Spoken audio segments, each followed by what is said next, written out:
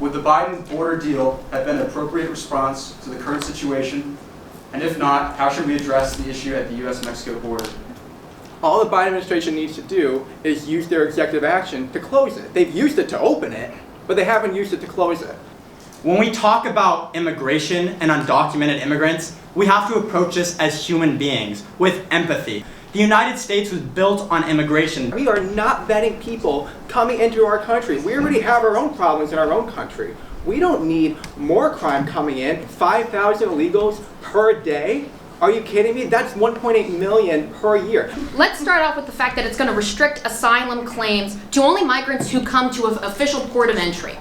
So yeah, we are trying to vet them by making sure that they go into a port of entry where we can actually do those background checks. The point of the bill is to stop and close the border at 5,000. Last week, the House attempted to impeach Department of Homeland Security Secretary Alejandro Mayorkas, and just under an hour ago, they succeeded in doing so.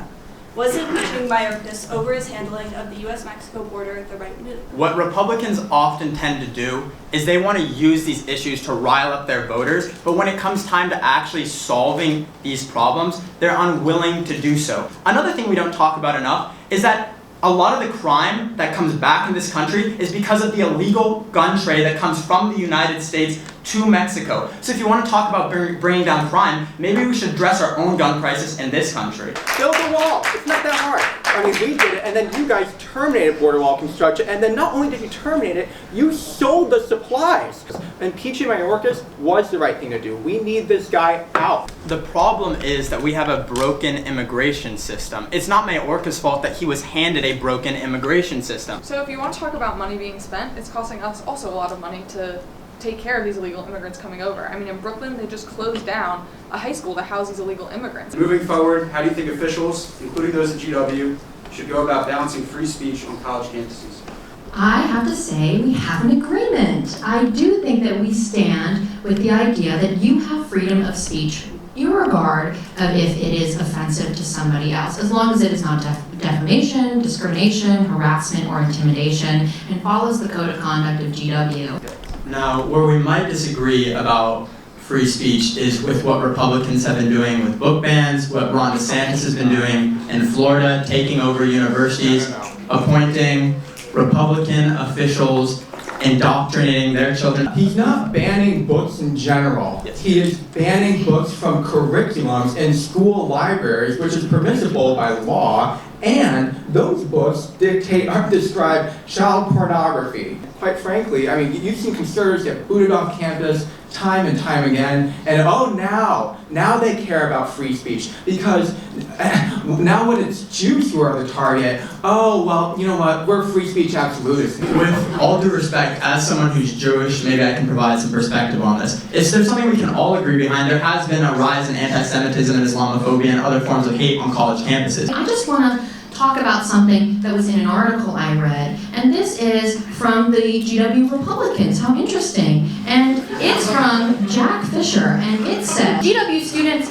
if a GW student is an international student and is spewing rhetoric consistent with the support of terrorism, their visa should be revoked. Now, what does the support of terrorism mean? Because that seems awfully subjective, because you want to pick and choose who gets free speech because you don't agree with it. But if you actually, I hope you go read the full length of my article, because I actually substantiate these claims. Should Congress continue to use censures as a legitimate tool to reprimand members, or has the whole process become too political and partisan?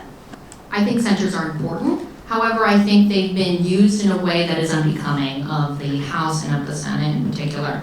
I think when we're talking about people like George Santos, who has committed many acts of fraud, embezzlement, lying under oath, then yes, I do believe a censure is appropriate.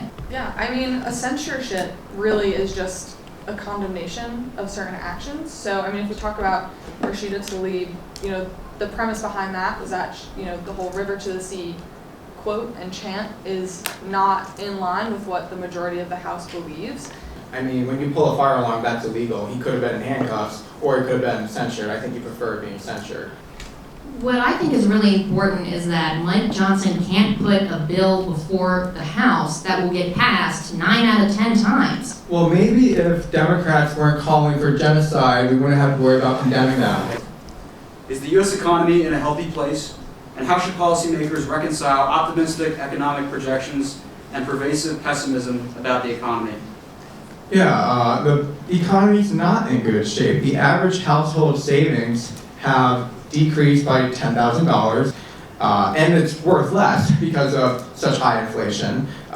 So far, we've had 17% inflation in 3 years. And when you pass $5 trillion worth of spending that we did not have, you expand the money supply, and as a result, inflation goes up. Man, you gotta take an economics class, because that is not how the economy works. If you really want to talk about inflation, it's because we had a global pandemic, it's because we had price gouging, it's because we had a war between Ukraine and Russia, and also if you even want to talk about spending, that happened under Trump too. Under President Biden, there have been 15 million new jobs. Inflation is way down. If you want to look at the latest jobs report, people expected 180,000 jobs. It was over 300,000. Consumer confidence had the biggest jump in nearly 80 years. So you want to talk about price gouging, and that's totally fine. But if you look at the numbers, the producer price index is actually up higher than the consumer price index, which means that actually companies are spending more than consumers are on these products. Let's talk about the legislation that Donald Trump put forth